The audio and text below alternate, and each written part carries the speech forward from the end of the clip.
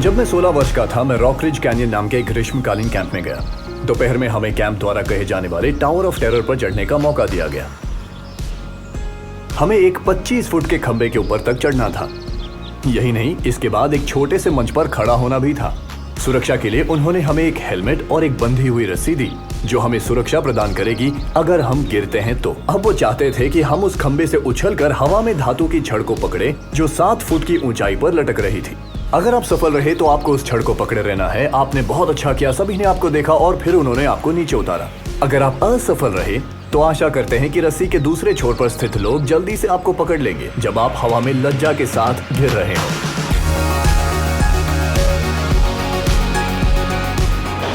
एक बार हम लोग सब DSLR ट्राइपॉड सब लेके घोस्ट फोटोग्राफी करने के लिए सिमेट्री गए थे। तो that was one of the scary encounter. Obviously we did not manage to take any photographs, but that was one of the experience.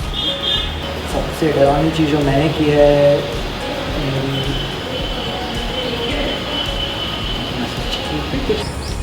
The scariest thing for me is a height. Parasailing, paragliding, skydiving. और जब भूतों की बात करें, चुड़ैल वो सब, और वो भी रात में स्पेशली, तो बहुत डर लगता है। अब तक तो नहीं। स्कैरियस्ट थिंग वही स्कूल टाइम में पापा का मम्मी का साइंस फॉर कॉपी करके ले जाके टीचर को दिखाना ताकि स्कूल में भी मारना पड़े और घर पे भी मारना पड़े कि कम मार्क्स आए। तो सबसे डरावना मैंने आज तक वही किया।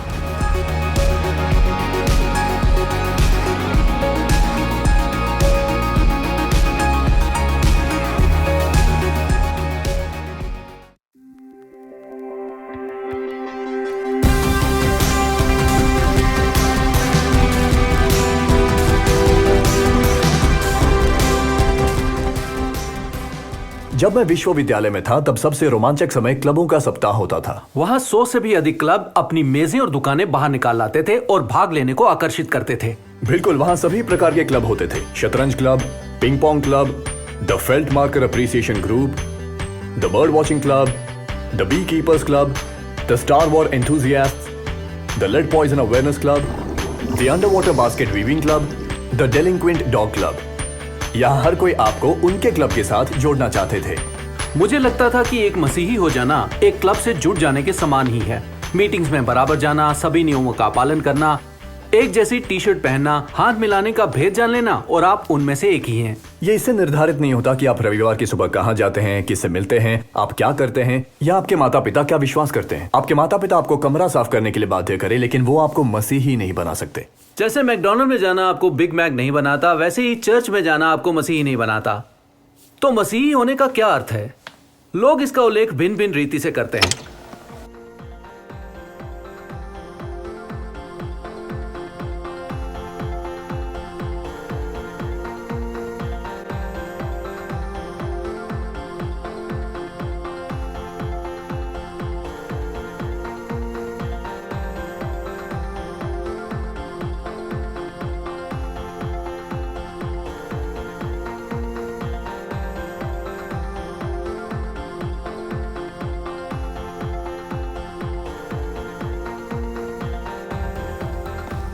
जब एक व्यक्ति एक मसीही बनता है तब वह यीशु के द्वारा परमेश्वर के साथ एक संबंध बना रहा होता है। हर एक व्यक्ति का अपना अनुभव होता है, एक यादगार सुस्पष्ट अवसर होता है, कब, कहां, कैसे और उन्हें क्या अनुभव हुआ। लेकिन दूसरों को यह याद भी ना हो कि यह कब हुआ। हाँ, हम में से कुछ के लिए ये कार चलाते हुए सो जाने जैसा अनुभव हो सकता है जब आप रुको जय ये खतरनाक हो सकता है। आशा करता हूँ कि मसीही होना कार चलाते हुए सोने जैसा नहीं है। दोबारा शुरू करता हूँ। ये एक ऐसा अनुभव हो सकता है जब आप कार में यात्रा कर रहे हों। हाँ, ये बात सही है। बिल्कुल। ओके।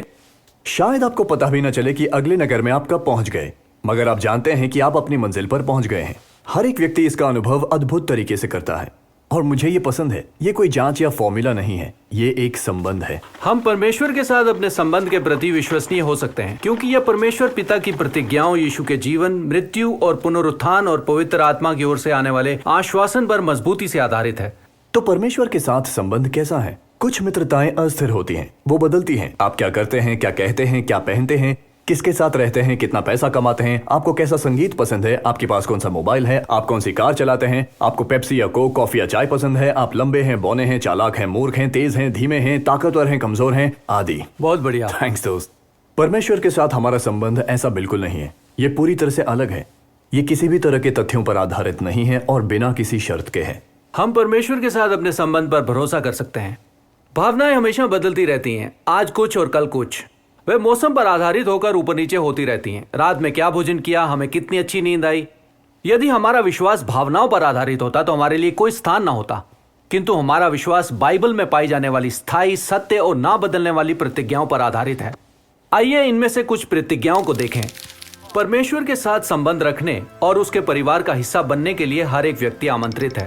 प्रकाशित वाक्य 320 में यीशु ने ये शब्द कहे हैं, देख मैं द्वार पर खड़ा हुआ खटखटाता हूँ। यदि कोई मेरी आवाज सुनकर द्वार खोले तो मैं उसके पास भीतर आकर उसके साथ भोजन करूंगा और वो मेरे साथ।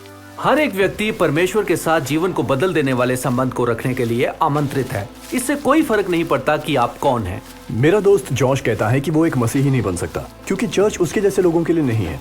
मुझे बहुत बुरा लगता है जब वो ऐसा सोचता है। यीशु ने वैश्याओं, कपटियों और पापियों के साथ समय व्यतीत करते हुए प्रेम और स्वीकृति का अनुभव दिया। प्रत्येक व्यक्ति यीशु के द्वारा परमेश्वर के साथ संबंध रखने के लिए आमंत्रित है, जिसमें मैं, जॉश और निश्चित रूप से आप भी शामिल हैं।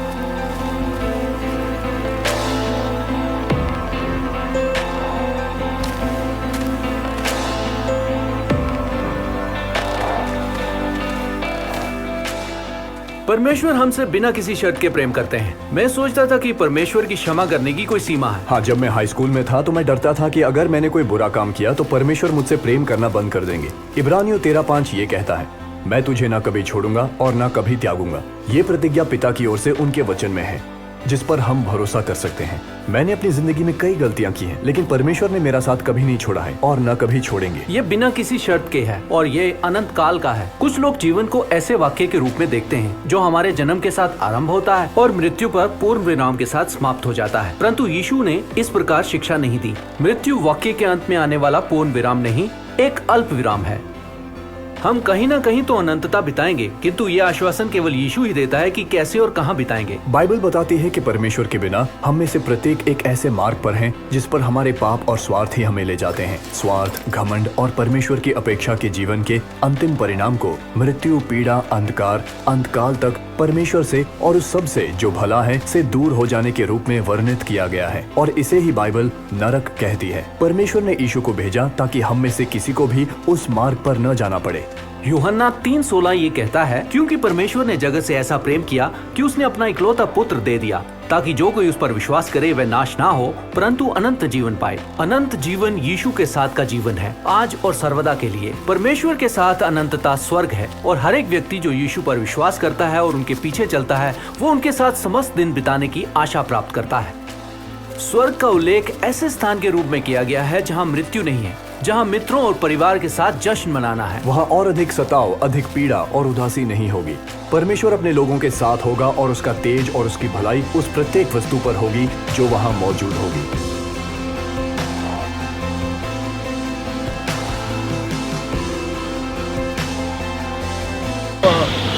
God is the ultimate being who has made everyone. So obviously what all plans the human execute, everything is under the plan. So that is why God loves everyone. Everybody is a part of His creation. So maybe इसलिए He still loves us. Maybe because He's the one who created all of them. It's like a mom cannot hate one of her son because he's bad and she cannot love another son because he's good. Like they need to be neutral. So that's how maybe God is. So in spite of all the sins and हम जो भी पाप करें, फिर भी प्रभु यीशु मसीह हमें प्यार करते हैं क्योंकि वो हमारा पिता है। Basically, what they have inside them, what they think for people, what they think for their country, what they think for their religion on us, according to that, maybe God must be loving them. All about जीना है यार, इस दुनिया में जीने के लिए कुछ ना कुछ तो करो, बस गलत मत करो, सही करो।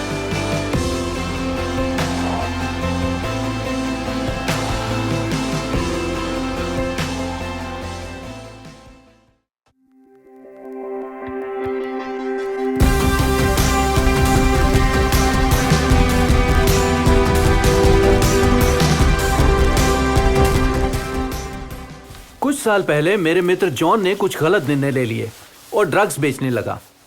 वह बहुत पैसे कमा रहा था और अपने बारे में बहुत बढ़िया महसूस कर रहा था, उस दिन तक जब उसका $20,000 का एक लेन देन गलत हो गया। समस्या ये थी कि लोग अपना पैसा चाहते थे और उसके पास लौटाने के लिए पैसे नहीं थे। अगर उसने पैसे नहीं लौटाए तो वो उसे हानि पहुंचाएंगे और मार देंगे। वह नहीं जानता था कि क्या करे, इसलिए उसने अपने माता पिता को सब कुछ बता दिया। वो खुश नहीं थे, लेकिन जानते हुए कि उसके पास पैसे नहीं हैं, उन्होंने पैसे लाने में उसकी मदद की ताकि उसे कोई हानि ना हो। लेकिन वो इसके योग्य नहीं था। उसने गलती की थी, उसके माता पिता ने नहीं। वे प्रेम करते थे तो मदद की। ये एक बहुत अच्छा उदाहरण है जिसे बाइबल अनुग्रह कहती है। बाइबल में इफिसियों 2:8 में पौलुस ये लिखता है, क्योंकि अनुग्रह के द्वारा विश्वास ही से तुम्हारा उद्धार हुआ है, ये तुम्हारी ओर से नहीं बल्कि परमेश्वर का उपहार है।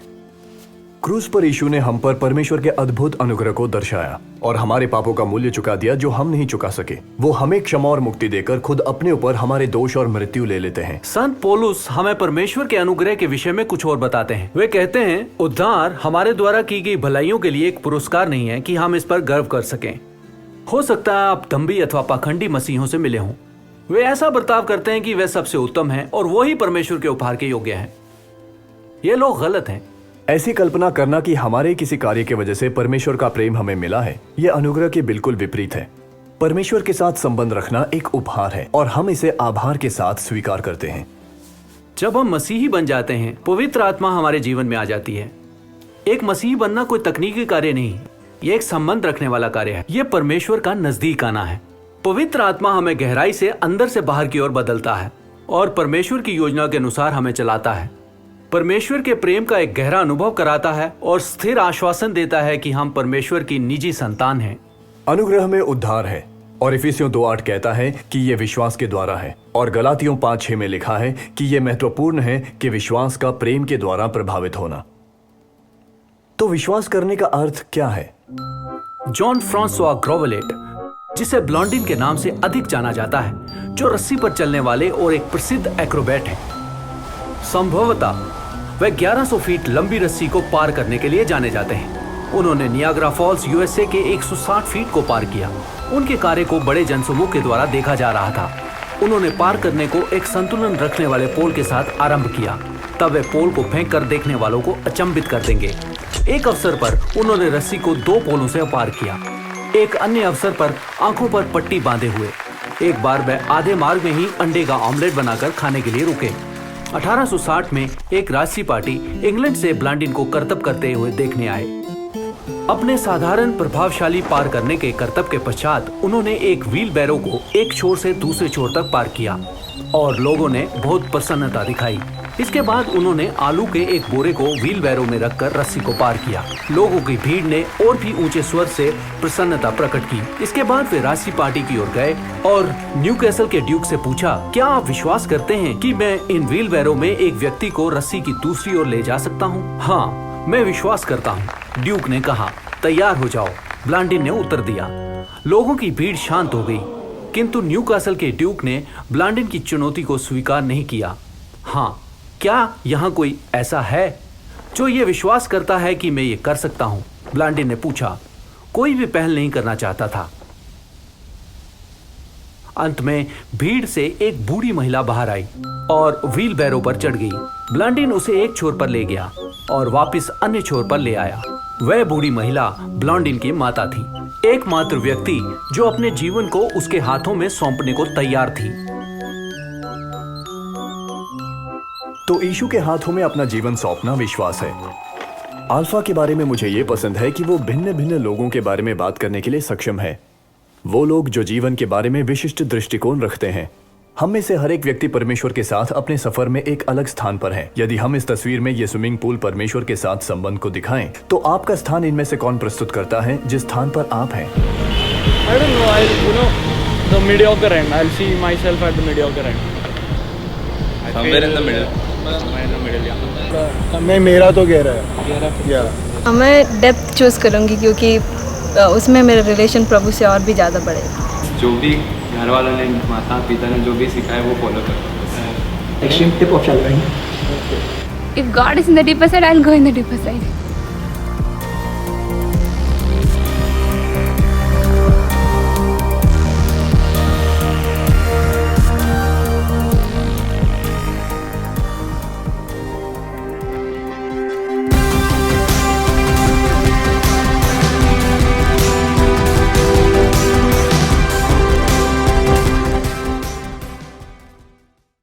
1858 में जॉन पेटन नामक एक व्यक्ति ने साउथ पैसिफिक में उन आदिवासी लोगों को यीशु का संदेश देने के लिए यात्रा की।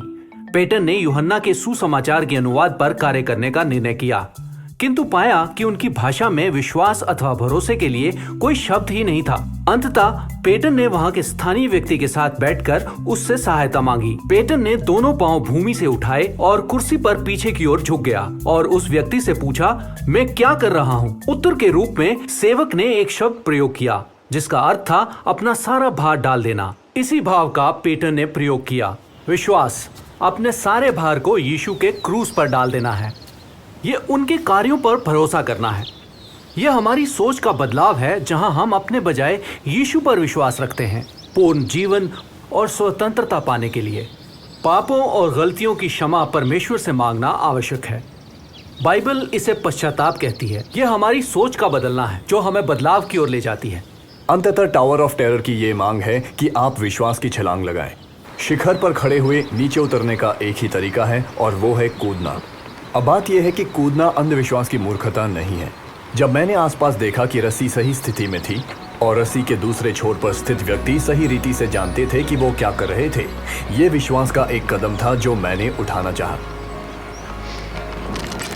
जब हम यीशु के जीवन, अधिकार और प्रेम पर ध्यान देते हैं तो हमें मौका मिलता है अपने विश्वास से जवाब देने का, कुछ महत्वपूर्ण बातों के बारे में अपने विश्वास पर पुनः विचार करने का। अब इसमें जोखिम लग सकता है, पर यह अंधविश्वास नहीं है। ये तथ्यों पर आधारित विश्वास है कि यीशु कौन है और उन्होंने क्या किया है। ये उसमें विश्वास है जिसकी प्रतिज्ञा पिता ने अपने वचन में की है और उसकी पुष्टि पवित्र आत्मा ने की। मैंने वर्षों पूर्व अपने जीवन में यीशु पर विश्वास करने का कदम उठाया। हम आपको विश्वास का कदम उठाने का एक मौका देना चाहते हैं, यदि आप चाहें तो। ऐसा करने के लिए एक साधारण प्रार्थना करना है। मैं एक प्रार्थना करने जा रहा हूं और यदि आप चाहते हैं तो मेरे पीछे दोहराएं। प्रार्थना करें। प्रभु यीशु मसीह, आपका धन्यवाद कि आप मुझसे अत्यधिक प्रेम करते हैं। आपका धन्यवाद कि आप मेरे जीवन के द्वार पर खड़े होकर खटखटाते हैं। आज मैं आपको आमंत्रित करना चाहता हूं। मैं अपने जीवन की समस्त बुरी बातों से फिरना चाहता हूं।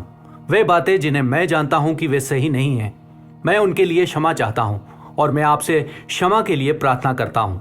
आपका धन्यवाद कि आप मेरे लिए क्रूस पर मरे, जिससे मैं पूरी तरह से क्षमा किया जा सकूं और एक नया जीवन आरंभ कर सकूं। प्रभु यीशु, आपका धन्यवाद। आमीन।